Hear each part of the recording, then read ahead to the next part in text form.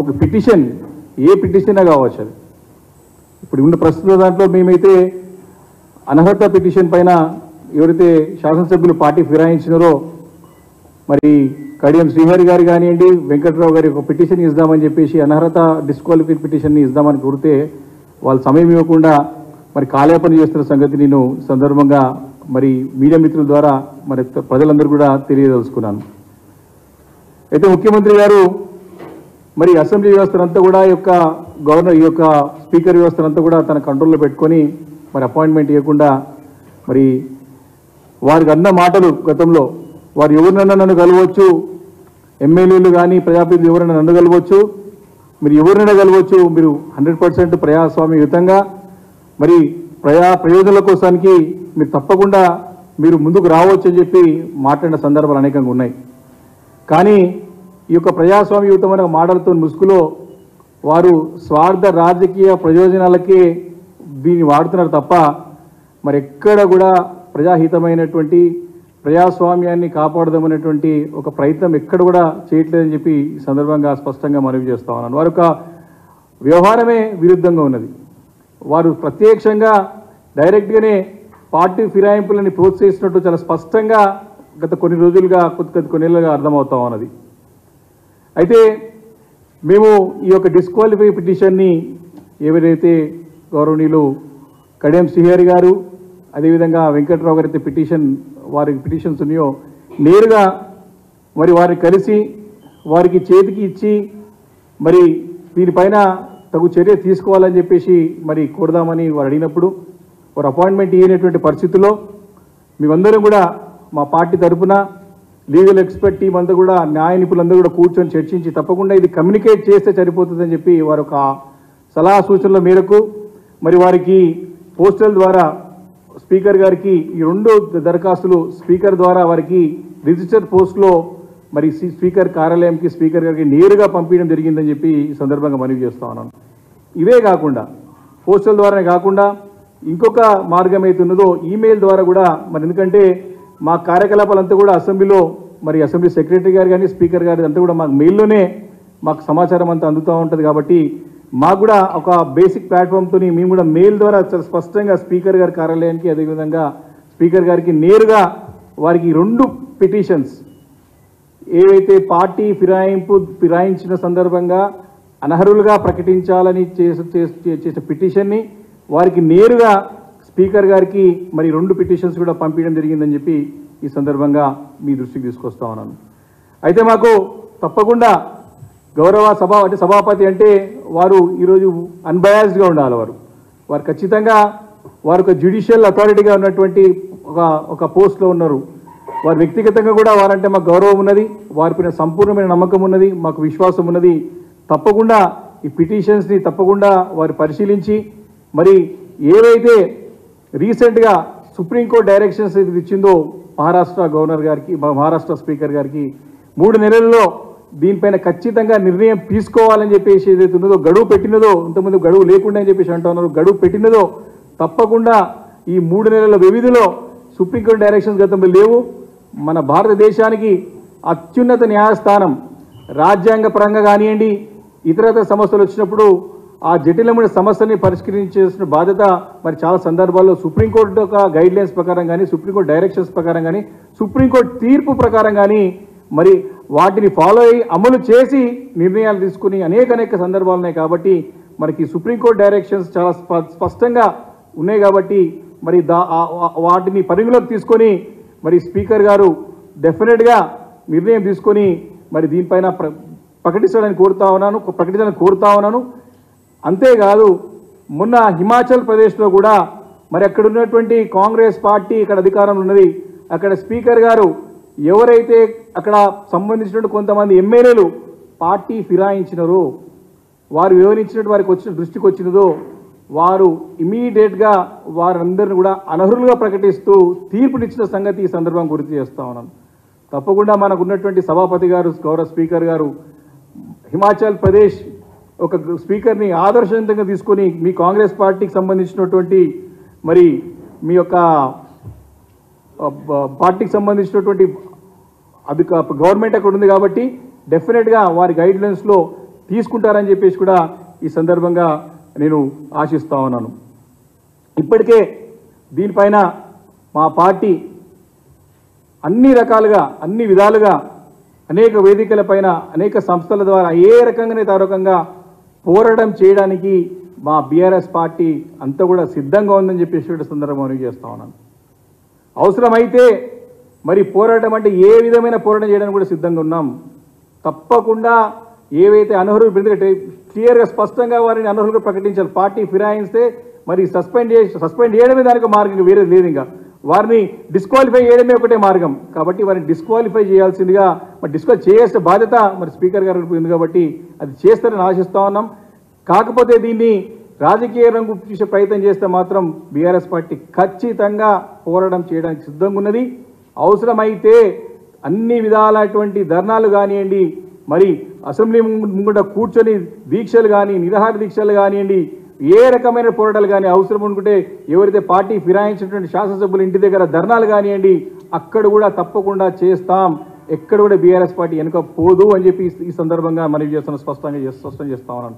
ఒకనొక సందర్భంలో మనం చూసినాం, మనకి అప్పుడున్నటువంటి పిసిసి అధ్యక్షుడు ఇప్పటి ముఖ్యమంత్రి రేవంత్ రెడ్డి గారు పార్టీ ఫిరాయించిన వారి గురించి ఏం చెప్పినారో వారి మాటల ద్వారా విందాం.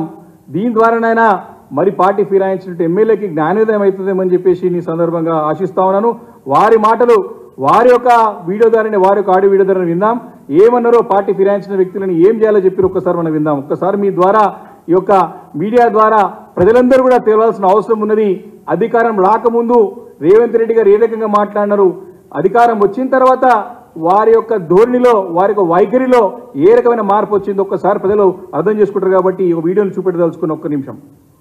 రాజీనామా చేయకుండా పార్టీ ఫిరాయించిన వాళ్ళను రాళ్లల్లో ఊర్లలోకి వస్తే రాళ్లతో కొట్టండి అని చెప్పి నేను కాంగ్రెస్ పార్టీ కార్యకర్తలకు విజ్ఞప్తి చేస్తున్నా. వాళ్ళను రాళ్లతో కొట్టించే బాధ్యత నేను తీసుకుంటా. రాజీనామా చేయకుండా పార్టీ ఫిరాయించిన వాళ్ళను రాళ్లల్లో ఊర్లలోకి వస్తే రాళ్లతో కొట్టండి అని చెప్పి నేను కాంగ్రెస్ పార్టీ కార్యకర్తలకు విజ్ఞప్తి చేస్తున్నా. వాళ్ళను రాళ్లతో కొట్టించే బాధ్యత నేను తీసుకుంటా. అంటే రాళ్లతో కొట్టి పార్టీలు గెలిచి ఫిరాయించిన వాళ్ళని రాళ్లతో కొట్టాలి ఊర్లకి వస్తాయని చెప్పేసి వారు పిలుపునిచ్చినారు. ఆ బాధ్యత కూడా తనే తీసుకుంటా అని చెప్పినారు. అయితే ఈ ప్రశ్న అనేక సందర్భాల్లో ఉత్పన్నం అవుతా ఉంది. చాలామంది మేధావి వర్గం కానివ్వండి, చాలామంది పత్రికల ద్వారా కానివ్వండి, రాళ్లతో కొట్టాల్సింది పార్టీ ఫిరాయించినటువంటి ఎమ్మెల్యేలనా లేకే పార్టీని ఫిరాయింపులు చేస్తున్నట్టు ప్రోత్సహిస్తున్నటువంటి ముఖ్యమంత్రి గారినా? దీనికి సమాధానం చెప్పాల్సినటువంటి సమయం ఆసన్నమైంది. దీన్ని సమాధానం కోసం ప్రజలు వెయిట్ చేస్తూ ఉన్నారు. వారన్న మాటలే వారు ప్రత్యక్షంగా వారే అన్నారు. వారు ఇంత పెద్ద మాట తప్పి ఈరోజు మళ్ళీ కూడా మళ్ళీ అప్రజాస్వామిక పద్ధతిలో ఇవన్నీ కూడా ప్రోత్సహిస్తూ మరి ముందుకు వెళ్తున్న సంగతి గుర్తు చేస్తా ఉన్నాను. కాబట్టి డెఫినెట్గా దీనిపైన ప్రజలు సమాధానం వెయిట్ చేస్తూ ఉన్నారు. మేము మా పార్టీ తరఫున పోరాటం చేయడానికి సిద్ధంగా ఉన్నాం. అంతేకాదు ఇంత స్థాయికి దిగిపోయింది కాంగ్రెస్ పార్టీ అంటే మొన్న 6వ తారీఖున ఏప్రిల్ 6వ తారీఖున తుక్కుగూడ సభలో మరి అక్కడ జాతీయ స్థాయిలో కాంగ్రెస్ పార్టీ యొక్క మేనిఫెస్టో వారు రిలీజ్ చేసినారు. ఆ మేనిఫెస్టోలో చాలా స్పష్టంగా మరి రాహుల్ గాంధీ గారు రిలీజ్ చేసిన మేనిఫెస్టోలోనే వారు ఏమంటారంటే 10th షెడ్యూల్లో ఉన్నటువంటి మరి ఆ అంశాన్ని మరి అమెండ్మెంట్ చేసి మరి రాజ్యాంగంలో ఉన్నటువంటి ఒక 10th షెడ్యూల్లో ఈ యొక్క డిస్క్వాలిఫికేషన్ సంబంధించిన అంశం ఏది ఉన్నదో దాన్ని అమెండ్మెంట్ చేసి మరి ఏదైతే పార్టీ ఫిరాయించేటువంటి ఎమ్మెల్యేలు ఎంపీలను తక్షణము అనర్హులుగా ప్రకటించేటువంటి ఒక ప్రక్రియని చట్ట రూపంలో తీసుకొచ్చి ఎవరు రాజీనామా చేయకుండా పార్టీలు మారుతారో ఫిరాయింపు చేస్తారో వారికి వర్తింపజేసే విధంగా మేము చేస్తామని చెప్పినారు. అంటే 10th షెడ్యూల్ని అమెండ్మెంట్ చేసి పార్టీ ఫిరాయించే ఎమ్మెల్యే ఎంపీలని ఇమీడియట్గా మేము డిస్క్వాలిఫై చేస్తామని చెప్పేసి ఆ వేదిక పైన వారు ఒక మేనిఫెస్టో రిలీజ్ చేసినారు. ఆ వేదిక పైన ఎంత ఆశ్చర్యకరమైనటువంటి విషయం ఏంటంటే ఆ వేదిక పైనే పార్టీ ఫిరాయించిన 3 ఎమ్మెల్యేలు కూర్చున్నారు. అక్కడ నాగేంద్ర గారు ఎక్కడ ఉన్నారు, కడియం సిఆర్ గారు, ఇటు వెంకట్రావు గారు. అయితే ఆ చదువుతామంటే స్పీచ్ ఇస్తే ఫ్రేమ్లో ఉన్నాడు వెంకట్రావు గారు. అయితే ఆ మీటింగ్ అంతా చర్చలో కానీ రాహుల్ గాంధీ మాట వినలేరు, అక్కడ ముఖ్యమంత్రి మాట వినలేదు. అందరూ కూడా అక్కడ వెంకట్రావు గురించి డిస్కస్ చేసుకుంటా ఉన్నారు. అంటే వారి మేనిఫెస్టో అంటే వారికి వారే కాంట్రడిక్ట్ అవుతా ఉన్నారు. ఈ రకంగా అంటే జాతీయ స్థాయి నాయకత్వం కూడా దిగజారే విధంగా మరి ఇప్పుడున్న రాష్ట్ర నాయకత్వం వారిని పక్కదారి పట్టిస్తూ జాతీయ స్థాయిలో కాంగ్రెస్ పార్టీని బలహీనం చేస్తూ అపహాసం చేస్తూ విలువ లేకుండా చేస్తున్నది మరి ఇక్కడ రాష్ట్ర కాంగ్రెస్ పార్టీ అని చెప్పి సందర్భంగా మనం చేస్తా ఉన్నాం. ఈరోజు ఈ రకంగా కాంగ్రెస్ పార్టీ వారన్న మాటకి వారే విరుద్ధంగా వివరిస్తున్న సంగతి నేను గుర్తు చేస్తూ ఉన్నాను. అందుకే ఒక విషయంలో చెప్పాలంటే కాంగ్రెస్ పార్టీ ప్రవచనాలు ఒక విధంగా ఉంటే ఆచరణలు ఇంకో విధంగా ఉంటాయి. ప్రవచనాలు బాగా చెప్తారు, నీతులు బాగా చెప్తారు, కానీ చేసేది మాత్రం దానికి విరుద్ధంగా చేస్తారు. అక్కడ రాహుల్ గాంధీ నీతులు చెప్పిపోతా ఉంటే ఇక్కడ మన ముఖ్యమంత్రి రేవంత్ రెడ్డి గారు గోతులు తవ్వుతా ఉన్నారు. ఇది స్పష్టంగా అర్థమవుతా ఉన్నది. ఈ విషయమే కాదు, నరేంద్ర మోడీ గారి బడేబాయి విషయం కాడికి వెళ్ళి తీసుకుంటే, అదానీ విషయం కాడికి వెళ్ళి తీసుకుంటే, గుజరాత్ మోడల్కి వెళ్ళి తీసుకుంటే, ఈరోజు పార్టీ ఫిరాయింపుల విషయం వరకు అనేక అంశాల పట్ల వారు పైన నీతులు చెప్తా ఉంటారు, వీరు ఇక్కడ గోతులు తవ్వుతూ ఉంటారు. ఈరోజు ప్రజలు ఆలోచన చేయాలి ఈ విషయం పైన. ఏం జరుగుతుంది ఇక్కడ రాష్ట్రంలో? కాంగ్రెస్ పార్టీ పేరు చెప్పుకొని అధికారంలో వచ్చినటువంటి వ్యక్తులు ఏం చేస్తున్నారు రాష్ట్రం ఇక్కడ ఇటువైపు తీసుకుపోతున్న ఒకసారి ఆలోచన చేయాలి. అందుకే ఈరోజు కాంగ్రెస్ పార్టీకి జాతీయ స్థాయిలో కానివ్వండి ఎక్కడ కూడా విశ్వసనీయత లేదు. వారు ఉనికి కోల్పోయినారు.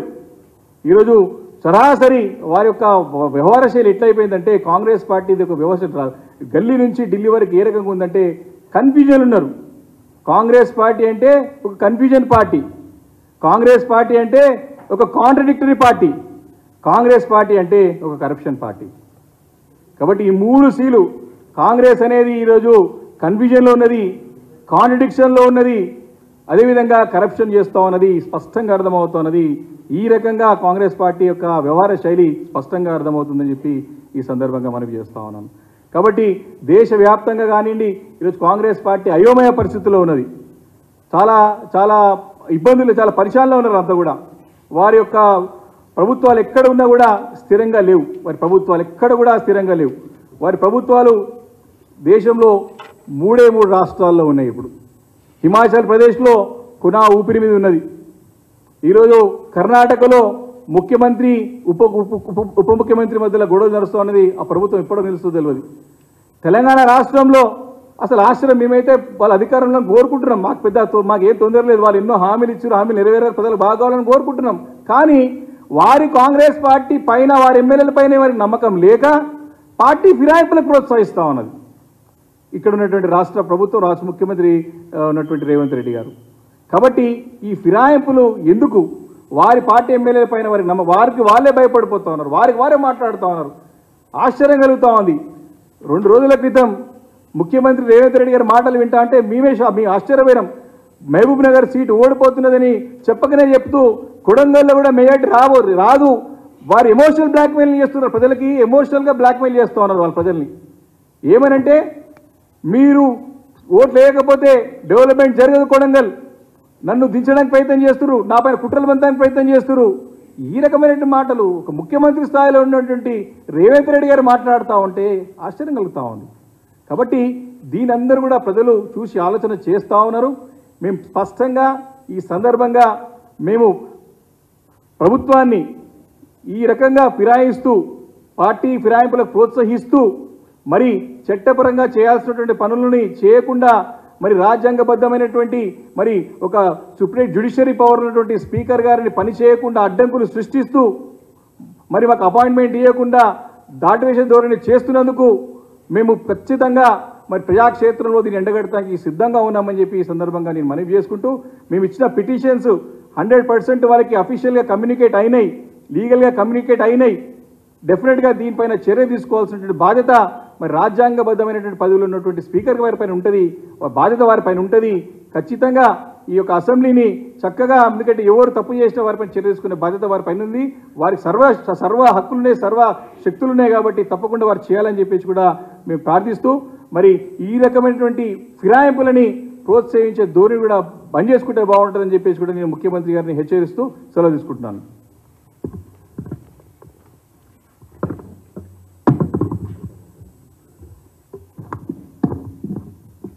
ఎలక్ట్రానిక్ మీడియా, ప్రింట్ మీడియా మిత్రులందరికీ కూడా నా నమస్కారాలు తెలియజేస్తా ఉన్నాను.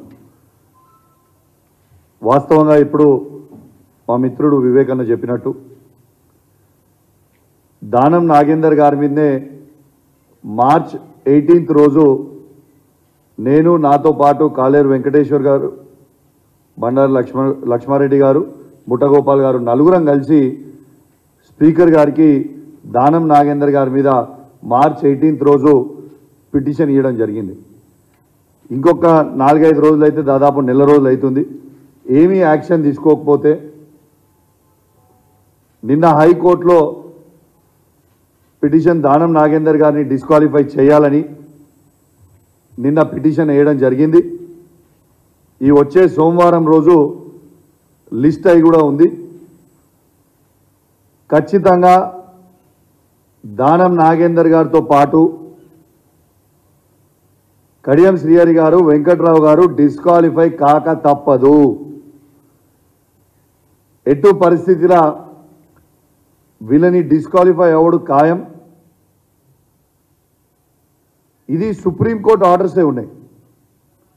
3 నెలల లోపల డిసిషన్ తీసుకొని ఎటు పరిస్థితిలో డిస్క్వాలిఫై చేయాలని ఇవాళ సుప్రీంకోర్టు ఆర్డర్సే ఉన్నాయి. ఖచ్చితంగా ఆ జడ్జిమెంట్ని కూడా మేము అటాచ్ చేసి అన్ని విధాలుగా ఎవిడెన్స్ పెట్టి దానం నాగేందర్ గారు బీఆర్ఎస్ పార్టీ బీఫామ్ మీద ఎమ్మెల్యేగా గెలిచి ఇవాళ అఫీషియల్గా కాంగ్రెస్ పార్టీ సికింద్రాబాద్ ఎంపీ క్యాండిడేట్గా అఫీషియల్గా కాంగ్రెస్ పార్టీ డిక్లేర్ చేసింది. ఇంకా దీనికంటే పెద్ద ఎవిడెన్స్ అవసరం లేదు అని అన్ని ఎవిడెన్స్లు అటాచ్ చేసి ఇవాళ కోర్టులో వేసినాం. ఖచ్చితంగా సోమవారం రోజు మాకు ఫేవరబుల్ జడ్జ్మెంట్ వస్తుందని నేను ఆశిస్తూ ఉన్నాను. ఎందుకంటే ఇది simple, all evidence is there and it is proven. ఎంత బాధాకరమైన విషయం అంటే ఇదే దానం నాగేందర్ గారు కాంగ్రెస్ పార్టీ ఎంపీ క్యాండిడేట్ అయిండు సికింద్రాబాద్ పార్లమెంట్ కానీ మేము అసెంబ్లీకి పోయినాం. అసెంబ్లీకి పోతే స్పీకర్ లేడు. సెక్రటరీ గారు అసెంబ్లీలో వండుకుంటూ పోయి బాత్రూంలో దాచుకున్నాడు. బాత్రూంలో దాచుకొని తాళం పెట్టుకొని బయటకు వస్తలేడు. ఏదే సెక్రటరీ అంటే సెక్రటరీ బాత్రూంలో ఉన్నాడని మాకు కూడా తెలుసు. ఆడికి పోయి ఉన్న తర్వాత సెక్రటరీ లేడని చెప్తున్నాడు. ఆడ ఆగి ఆగి ఆగి ఏం చేసినాం, అక్కడి నుంచి మన జాయింట్ సెక్రటరీ ఉపేందర్ గారి దగ్గరికి పైకి పోయినాం. పోయి పిటిషన్ తీసుకోండి, మీ అందరూ స్పీకర్ ఆఫీస్ కిందనే పనిచేస్తారు కదా, సెక్రటరీగా తను సెక్రటరీ అవైలబుల్ బాత్రూంలో దాచుకున్నాడు నేను లేను అని చెప్తున్నప్పుడు ఎవరికి ఇవ్వాలి? జాయింట్ సెక్రటరీకే ఇవ్వాలి కదా. జాయింట్ సెక్రటరీ గారికి పోతే ఒక్కసారి మీరు చూడండి, మీ ద్వారా వీడియో వినిపిస్తే ఇప్పుడు మీ ద్వారా యావత్ తెలంగాణ ప్రజలందరూ కూడా ఈ వీడియో వినాలి. ఇలా ఎవరైనా కలవచ్చు, మాది ప్రజాపాలన అని చెప్పుకునే రేవంత్ రెడ్డి గారు ఒక్కసారి వాళ్ళ ఆఫీస్ స్పీకర్ గారు ఆఫీస్లో ఉన్న జాయింట్ సెక్రటరీ గారు ఎట్లా చేస్తారో ఒక్కసారి మీరు ఈ వీడియోతోని మీరు వినాల్సిందిగా విజ్ఞప్తి చేస్తా ఉన్నా. ఉపేందర్ రెడ్డి గారు మేము పిటిషన్ ఇస్తున్నాము, ఆ పిటిషన్ తీసుకునే అధికారం లేదు కాబట్టి నాకు సరే ఒక్క నిమిషం.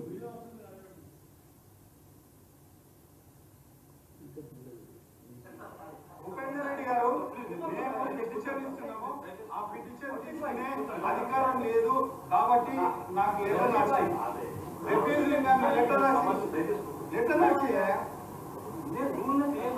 నీవు తీసుకోను అని అంటున్నావు కదా, మేము ఇది పిటిషన్ తీసుకోలేము అని మాకు లెటర్ రిటర్న్ రూల్లో ఏడుంది, రూల్లో చదువుతా ఇక్కడ విన్నారు కదా, స్వయంగా స్పీకర్ గారి కార్యాలయం కనీసము పిటిషన్ ఇస్తే కూడా తీసుకోకపోతే ఏందన్నట్టండి? ఇదా ప్రజాపాలన? రేవంత్ రెడ్డి గారు రాళ్లతో కొట్టి చంపాలన్నాడు. ఇప్పుడు ఎవరిని కొట్టాలో రాళ్లతోని? ముఖ్యమంత్రి గారిని కొట్టాలనా, పార్టీని మారిన వాళ్ళని కొట్టాలనా, ఎవరు కొట్టాలి? ఖచ్చితంగా వీళ్ళు అనుకుంటారు కావచ్చు, 100% మేము చెప్తున్నాం, పార్టీలు మారిన ఎమ్మెల్యేల ఇంటి ముంగట ధర్నాలు చేస్తాం, సావు డప్పు కొడతాం, బిడ్డ మీ సంగతి ఏందో చెప్తాం, మారినో లేదో ఉట్టికి ఇచ్చి పెడతాం అనుకుంటున్నాం. ఎవరిని కూడా ఇచ్చిపెట్టే ప్రసక్తే లేదు. మీకు అంత రేషం ఉంటే దానం నాగేందర్ గారికి, కడియం శ్రీహరి గారికి, వెంకట్రావు గారికి అంత రేషం ఉంటే, మీరు సిగ్గు శరము లజ్జ మానం మీకుంటే, మీరు అన్నం తింటురు అనుకుంటే, మీరు మొగోళ్ళే అయితే కేసీఆర్ గారు పెట్టిన భిక్షని రాజీనామా చేసి మీరు మొగోళ్ళు అయితే మళ్ళీ పోటీ చేసి గెలువురా చూస్తాం. అసలు మీరు ఏమనుకుంటారా? ఉట్టిగానే ఇచ్చి పెడతాం సపరేట్గా ఉంటాం అనుకుంటారా? రాసి పెట్టుకోరి. మీ నియోజకవర్గాలలో బై ఎలక్షన్ రాక తప్పదు, మీకు డిపాజిట్లు పోక తప్పవు. ఇది నిజం నిజం నిజం. ఖచ్చితంగా నేను ఖైరతాబాద్లో ఉన్న మన బీఆర్ఎస్ పార్టీ క్యాడర్ని, స్టేషన్ గన్పూర్లో ఉన్న బీఆర్ఎస్ పార్టీ క్యాడర్ని, భద్రాచలంలో ఉన్న బీఆర్ఎస్ పార్టీ క్యాడర్ అందరినీ కూడా రెడీగా మనం చెప్తున్నాం. ఖచ్చితంగా బై ఎలక్షన్లు రాబోతా ఉన్నాయి. వీరి ముగ్గురికి బుద్ధి చెప్పాలి, వీరి ముగ్గురికి డిపాజిట్లు పోయేటట్టు ఖచ్చితంగా మనందరం కూడా కష్టపడదామని తెలియజేస్తూ, తర్వాత రాహుల్ గాంధీ గారు మాట్లాడుతూ ఉన్నారు తుక్కుగూడ సభలో. ఏమని మాట్లాడుతున్నారు? ఖచ్చితంగా పార్టీ మారినోళ్ళని ఇమీడియట్గా వాళ్ళ పదవి డిస్క్వాలిఫై అయిపోయేటట్టు మేము కొత్త అమెండ్మెంట్ తెస్తాం, మేము మా మేనిఫెస్టోలో అని పెడతాడు. ఎంత సిగ్గుమానించారనే ఆయన మాట్లాడుతుంటాడు. వేదిక వెనుక దానం నాగేందర్ గారు, కడియం శ్రీహరి గారు, వెంకట్రావు గారు కూర్చొని ఉంటారు. అసలు వీళ్ళకి నెత్తి కత్తి లేని పార్టీ, వీళ్ళకి దిమాక్ ఉన్నదా లేదా? వీళ్ళు అసలు ఏం మాట్లాడుతురా?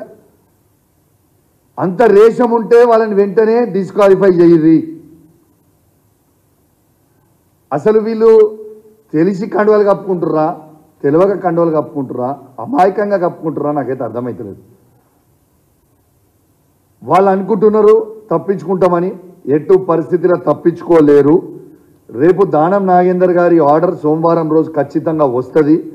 వచ్చిన తర్వాత అదే పాలసీ కడియం శ్రీహరి గారికి, వెంకట్రావు గారికి కూడా ఇంప్లిమెంట్ అవుతుంది. మేము ప్రొసీజర్ ప్రకారం పోవాలి. కాబట్టి ఇప్పుడు ఆల్రెడీ దానం నాగేందర్ గారి మీద ఆల్మోస్ట్ 1 month అవుతుంది కాబట్టి మేము పిటిషన్ ఇచ్చినాం. కాబట్టి ఇప్పటికీ ఉట్టి దానం నాగేందర్ గారి మీద పిటిషన్ వేసినాం. That will be a referendum to other 2 MLAs as well. So 100% by election రాక తప్పదు. ఖచ్చితంగా బై ఎలక్షన్ వస్తుందని కూడా ఈ సందర్భంగా తెలియజేస్తూ, ఖచ్చితంగా ఈ 3 నియోజకవర్గాలలో మాత్రం మన క్యాడర్ మాత్రం రెడీ సిద్ధంగా ఉండాలని కోరుకుంటూ సెలవు తీసుకుంటా ఉన్నాను. Thank you very much. జై తెలంగాణ, జై కేసీఆర్.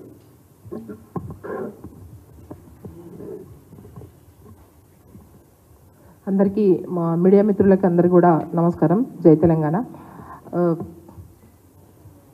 మొన్న ఒక 5-6 రోజుల కింద 2 ఛానల్లో మరి 26 మంది కూడా ఎమ్మెల్యేలు మరి మాకు టచ్లో ఉన్నారు. మరి తొందరలోనే బీఆర్ఎస్ పార్టీ ఎమ్మెల్యేలు కాంగ్రెస్ పార్టీలో జాయిన్ అవుతారు అని ఒక తప్పుడు ప్రచారం చేస్తున్నారు. మరి ఉత్తమ్ కుమార్ రెడ్డి గారు చాలా కాంగ్రెస్ పార్టీలో సీనియర్ నాయకుడు, ఇప్పుడు మంత్రిగా ఉన్నారు. మంత్రులు ప్రెస్ మీట్ చేసేసి బీఆర్ఎస్ ఎమ్మెల్యేలు 26 మంది కాంగ్రెస్ పార్టీలో వస్తున్నారనే ప్రచారం చేస్తున్నారు. ఇంకోటి మొన్న ఒక వారం రోజుల కింద 12 మంది ఎమ్మెల్యేలు మన కాంగ్రెస్ పార్టీలో జాయిన్ అవుతున్నారు అనేది స్పష్టంగా మా ఫొటోస్ పెట్టేసి, కోవలక్ష్మి గారని ఫస్ట్ నాది ఆసిఫాబాద్ నియోజకవర్గం, కొమరంభీం డిస్టిక్, ఫస్ట్ నా ఫోటో పెట్టేసి మరి 12 మంది ఎమ్మెల్యేల పేర్లు పెట్టేసి మరి ఇవ్వడం అనేది నిజంగా ఈ కాంగ్రెస్ పార్టీ నాయకులు ఎందుకు చేస్తున్నారు ఈ ప్రచారం అంటే, ఇప్పుడు ఎంపీ ఎలక్షన్ జరుగుతున్నాయి. ఎంపీ ఎలక్షన్ జరుగుతున్న సందర్భంలో ప్రజలందరూ కూడా బీఆర్ఎస్ పార్టీకి ఓటేయడానికి సిద్ధంగా ఉన్నారు.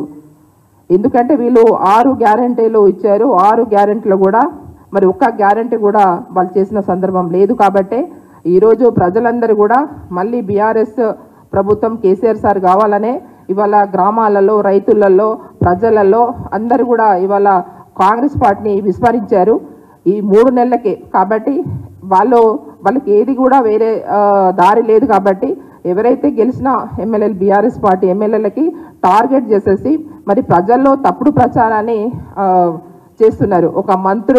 ఒక మంత్రులు ఇవాళ కాంగ్రెస్ పార్టీ నాయకులు ప్రచారం చేసుకుంటా ఇవాళ మీడియాలో ఇస్తున్నారు. నిజంగా ఇది మేము ఖండిస్తున్నాం తీవ్రంగా. ఎందుకంటే ఈరోజు మేము ఒక ఆదివాసీ, నేను బిడ్డ ఆదివాసీ కొమరంభీం జిల్లా జల్ జంగల్ జమీన్ కోసం పోరాటం చేసినటువంటి మా ఆసిఫాబాద్ గడ్డ. మరి మేము ఒక ఆదివాసులు అంటే మేము ఒక మాట మీద కట్టుబడి ఉండేవాళ్ళం. కాబట్టి ఈరోజు మేము బీఆర్ఎస్ పార్టీలోనే కేసీఆర్ సార్తోనే మేము ఉంటాం. మేము బీఆర్ఎస్ పార్టీలోనే ఉంటాం. మేము పదే పదే కూడా మేము మా జిల్లా మీడియాలో కానీ ప్రెస్లో కానీ ఇచ్చినప్పటికీ కూడా మమ్మల్ని కావాలని బదనం చేయడము, ఇవాళ ప్రజల్లో బీఆర్ఎస్ ఎమ్మెల్యేలు కాంగ్రెస్ పార్టీకి వస్తున్నారంటే వాళ్ళు కూడా ఓట్లు మాకు వేస్తారనే ఒక ఉద్దేశంతో వాళ్ళు ఈ ప్రచారం చేస్తున్నారు తప్ప వేరేదేం కాదు. కాబట్టి ఈరోజు మేము ఒకటే చెప్తున్నాం కాంగ్రెస్ పార్టీ వాళ్ళకు, ఇప్పుడు మా సోదరులు మాట్లాడినట్టు వాస్తవంగా ఇవాళ రేవంత్ రెడ్డి గారే ముఖ్యమంత్రి గారు. ఆ ముఖ్యమంత్రి గారి దగ్గర మేము ప్రజా సమస్యలు, ఇవాళ మేము ప్రతిపక్షంగా ఉన్నాం. మేము ప్రజల్లో గెలిచినాం, ఇవాళ ఎమ్మెల్యేలుగా ఉన్నాం. మేము ప్రజా సమస్యల మీద మేము ప్రజల సమస్యలను తీసుకుపోవడానికి మరి ఇవాళ ముఖ్యమంత్రి దగ్గర పోవడానికి మాకు భయం అవుతుంది. ఏదైతే మన ఇన్ఛార్జ్ మంత్రులు ఉన్నారు, మాకు జిల్లాకు ఒకరు పెట్టారు, వాళ్ళని మా దగ్గర సీతక్క గారిని పెట్టారు, ఆమె దగ్గర వెళ్ళాలంటే కూడా మాకు భయం వేస్తుంది. ఎందుకంటే మేము పోతే అయిపోయి కాంగ్రెస్ పార్టీలో జాయిన్ అవుతున్నారు. అంటే ప్రజా సమస్యలు మేము ఎవరికి చెప్పాలి? ఈరోజు వాస్తవం చెప్పాలంటే ఇవాళ మేము బీఆర్ఎస్ పార్టీలో మేము ఎమ్మెల్యేలుగా మమ్మల్ని భారీ మంచి మెజార్టీతో మేము ప్రజలు గెలిపించిన మేము ఎమ్మెల్యేలము. ఇవాళ ఒక చట్టసభలో అందరూ ఒకటే. కానీ ఈరోజు మాకు ఎస్కార్ట్ బంద్ చేయడము, లేకుంటే పనులు అభివృద్ధి చేయకపోవడము, ఇవన్నీ కూడా చాలా ఇబ్బంది పెట్టినా కూడా మేము ఎట్టి పరిస్థితుల్లో కూడా మేము బీఆర్ఎస్ పార్టీలోనే ఉంటాం. కేసీఆర్ గారు వెంటనే ఉంటాం. మేము ఎట్టి పరిస్థితుల్లో కూడా మేము పార్టీ మారబోమని కూడా చెప్పినా కూడా పదే మరి మీడియాలో ఇవ్వడం అనేది కరెక్ట్ కాదు. మేము ఉత్తమ్ కుమార్ రెడ్డిని గారి కానీ లేకపోతే ఇంకా మంత్రులు చాలామంది మంత్రులు కాంగ్రెస్ పార్టీ వాళ్ళు ఏదైతే మీడియాలో వచ్చేసి 25 మంది వస్తున్నారు, 12 మంది వస్తున్నారు అని పేర్ల సహా ఇవ్వడం అనేది కరెక్ట్ కాదు. మేము దీన్ని తీవ్రంగా ఖండిస్తున్నాం. ఎందుకంటే ఈరోజు ఎలక్షన్ వస్తున్నాయి కాబట్టి ఇప్పుడు పార్లమెంట్ ఎలక్షన్లోనే ఈ తప్పుదో పట్టిస్తున్నాం కాబట్టి మేము సీరియస్గా చెప్తున్నాం, మేము సీరియస్గా ఖండిస్తున్నాం. ఈరోజు మేము ఒక ఉద్యమం చేసి మరి బీఆర్ఎస్ పార్టీలో ఆ రోజు తెలంగాణ రాష్ట్రం సాధించడం కోసం మరి కేసీఆర్ సార్ వెంట ఉన్నాం. ఆ రోజు ఎంత మేము ఒడిదుడుకులు మేము ఎదుర్కొన్నామో ఈ రోజు కూడా ఇవన్నీ కూడా ఒడిదుడుకులు ఎదుర్కొని మేము పోరాటం చేస్తాం, ప్రజాపక్షాన ఉంటాం. ప్రజా సమస్యల్ని మేము ఖచ్చితంగా మేము నిలదీస్తాం. ఏవైతే 6 గ్యారంటీలు ఇచ్చారో 6 గ్యారంటీలో కూడా ఒక్క గ్యారంటీ కూడా ఇవ్వలేదు. ఇవాళ రైతులందరూ కూడా కాంగ్రెస్ పార్టీని కూడా విస్మరించారు. వాళ్ళు ఓట్లు వేయమని ఖరాఖండిగా చెప్తున్నారు. ఎందుకంటే వాళ్ళకి 2 లక్షలు రుణమాఫీ అన్నారు, ఇప్పటి వరకు రుణమాఫీ లేదు. ఏదైతే 15,000 ఎకరానికి ఇస్తామన్నారు అది లేదు. ఏదైతే సాది ముబారక్ కానీ కళ్యాణ లక్ష్మి కానీ మరి 1,00,000 రూపాయలతో పాటు 1 తులం బంగారం ఇస్తామన్నారు అది లేదు. ఎవరైతే మా మహిళా సోదరులు పాపం వాళ్ళందరూ కూడా ఎదురు చూస్తున్నారు. పాపం ఎవరైతే బిలో పవర్టీ ఉన్న వాళ్ళందరూ కూడా వాళ్ళకి ప్రతి ఒక్క మహిళకి కూడా మరి 2,500 ప్రతి కుటుంబానికి ఒక మహిళకి ఇస్తామన్నారు అది లేదు. చాలా ఇచ్చారు వాళ్ళు. ఇవాళ ప్రజాపాలన అని చెప్పి మరి 100 రోజులనే 6 గ్యారంటీలు మేము చేస్తామన్నారు. ఎక్కడ చేశారు? ప్రజాపాలన పెట్టి ఇప్పటి వరకు కూడా ప్రజాపాలన మేము ఈరోజు ప్రజలు పోతే వాళ్ళందరూ కూడా అడుగుతున్నారు కాంగ్రెస్ పార్టీ ఏమి చేయదు, మేము ఖచ్చితంగా మళ్ళీ బీఆర్ఎస్ పార్టీని గెలిపిస్తాం, కాంగ్రెస్ మన కారు గుర్తుకు మేము ఓటేసి గెలిపిస్తామని ప్రజలందరూ కూడా చెప్తున్నారు. కాబట్టి వాళ్ళకి ఆ భయం పట్టుకొని ఇవాళ ఎవరైతే మన బీఆర్ఎస్ పార్టీ ఎమ్మెల్యేల మీద ఈరోజు తప్పుడు ప్రచారాలు చేస్తూ మరి కాంగ్రెస్ పార్టీ వాళ్ళు మంత్రులు కానీ ముఖ్యమంత్రులు కానీ మేము ఒకటే చెప్తున్నాం, మీరు ఏవైతే హామీలు ఇచ్చారో అవి ఎందుకు మాట్లాడలేదు? తుక్కుగూడలో మొన్న మీటింగ్ అయింది, మీటింగ్లో మీరు ప్రజాపాలన గురించి ఎందుకు మాట్లాడలేదు? ప్రజల సమస్యల గురించి ఎందుకు మాట్లాడలేదు? అది మాట్లాడతలేదు. ఒక్క మంత్రి కూడా మాట్లాడిన వాళ్ళు మరి ప్రజా సమస్యలో మరి ప్రజాపాలనలో వాళ్ళు హామీ ఏమి ఇచ్చారో ఒక్కటి కూడా వాళ్ళు అక్కడ చెప్పలేదు. మీరందరూ కూడా మీడియా మిత్రులు ఉన్నారు. మరి ఇవాళ ప్రజాపాలనలో వాళ్ళు 6 గ్యారంటీలు ఇస్తామని కూడా ఒక్క గ్యారంటీ కూడా చేయలేదు. కాబట్టి ప్రజలందరూ కూడా నమ్మకం పోయింది. కాబట్టి ఈరోజు మేము ఒకటే చెప్తున్నాం, కాంగ్రెస్ నాయకులకు చాలా సీరియస్గా మేము చెప్తున్నాము.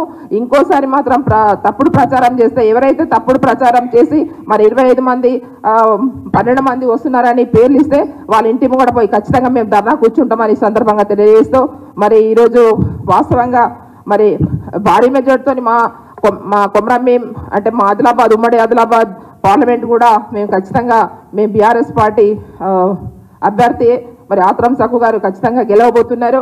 కాబట్టి ఈరోజు ఎక్కడ పోయినా కూడా ప్రజలు ఎక్కడ కూడా వాళ్ళందరూ కూడా విస్మరిస్తున్నారు. కాబట్టి ఈరోజు మంచి భారీ మెజార్టీతో మళ్ళీ కేసీఆర్ సార్ పాలనలే కావాలి, కేసీఆర్ గారే కావాలని ప్రతి ఒక్క మహిళలు కానీ ఇవాళ రైతులు కానీ ఇవాళ ప్రజలు కానీ అందరూ కూడా ఇవాళ సార్ని మళ్ళీ మేము గెలిపిస్తామని చెప్తున్నారు, కారు గుర్తుగా ఓటేసి గెలిపిస్తామని చెప్తున్నారు. కాబట్టి ఈరోజు ఏదైతే తప్పుడు ప్రచారం చేస్తున్నారో మరి బీఆర్ఎస్ ఎమ్మెల్యేలు ఈరోజు కాంగ్రెస్ పార్టీకి వస్తామని వాళ్ళకి అంతెందుకు భయం అండి?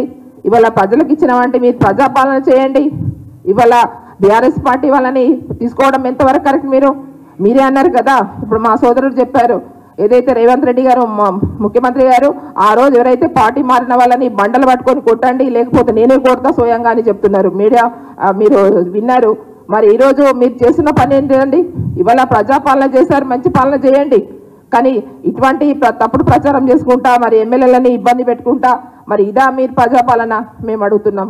కాబట్టి ఈరోజు ఏదైతే తప్పుడు ప్రచారం చేయడం అనేది మానేసి మీరు ప్రజాపాలనలో దృష్టి పెట్టుకొని మీరు పనిచేయండి. లేకపోతే ఖచ్చితంగా మేము ఏం చేయాలో అది చేస్తామని ఈ సందర్భంగా తెలియజేస్తూ మేము ఎప్పుడు కూడా మరి మాజీ ముఖ్యమంత్రి గారు కేసీఆర్ సార్ గారితో వెంటనే ఉంటాం, మరి కేటీఆర్ సార్ గారితో ఉంటాం, మేము హరీష్ రావు గారితో ఉంటాం. మేము బీఆర్ఎస్ పార్టీ వదిలేసి మేము పోయే పరిస్థితి లేదు, మేము పోము కూడా.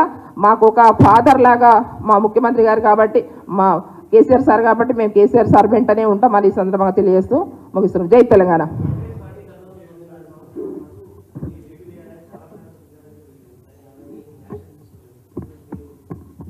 మీకు ఒకటే చెప్తున్నాం, కేసీఆర్ గారు నాయకత్వంలో ఏ ఒక్క నాడు కూడా ఇట్లా ఇండివిజువల్గా మేము కండువలు కప్పలేదు. వాళ్ళ పార్టీ విలీనం చేసిరు మా పార్టీలో తప్పితే మేము ఇట్లా ఇండివిజువల్గా ఎన్నడూ కూడా కండువ కప్పలేదు. ఒక్కటి కూడా మీరు చూపిరు. ఛాలెంజ్ చేస్తున్నాం. ఎస్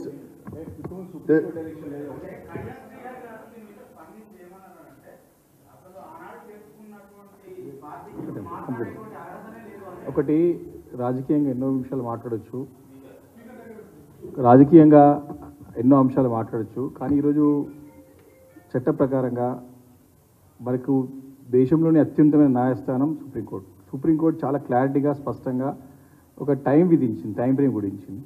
కాబట్టి దాన్ని మేము ఫ్రేమ్ చేస్తూ గతంలో సుప్రీంకోర్టు డైరెక్షన్స్ లేదు. డెఫినెట్గా ఈ సుప్రీంకోర్టు డైరెక్షన్స్ ప్రకారం దాన్ని అమలు చేయాల్సిన బాధ్యత దేశంలోని అందరికీ పైన ఉంది. కాబట్టి దాన్ని మేము కోట్ చేస్తూ తప్పకుండా నిర్ణయం తీసుకోవాలని చెప్పి మేము డిమాండ్ చేస్తా ఉన్నాం. Thank you.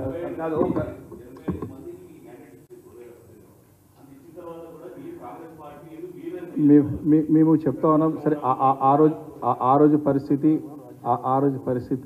ఆ రోజు ప్రకారంగా డెఫినెట్గా ఆ రోజు విలీనం చేసుకున్నాం. ఈరోజు మేము స్పీకర్కి పిటిషన్ ఇచ్చినాం. సుప్రీంకోర్టు సేమ్ ఇదే అంశం పైన మహారాష్ట్రలో జరిగితే వారు కోర్టు పోతే సుప్రీంకోర్టులో 3 నెలల్లో మీరు నిర్ణయం తీసుకోండి. గతంలో డిస్క్రిషన్ ఉండే, టైం లిమిట్ లేకుండే. కాబట్టి ఆ 10 షెడ్యూల్లో అదొక మనకు అంశంగా ఉండే.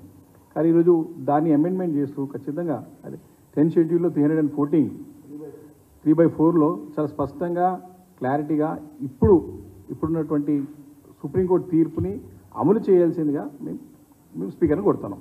Thank you.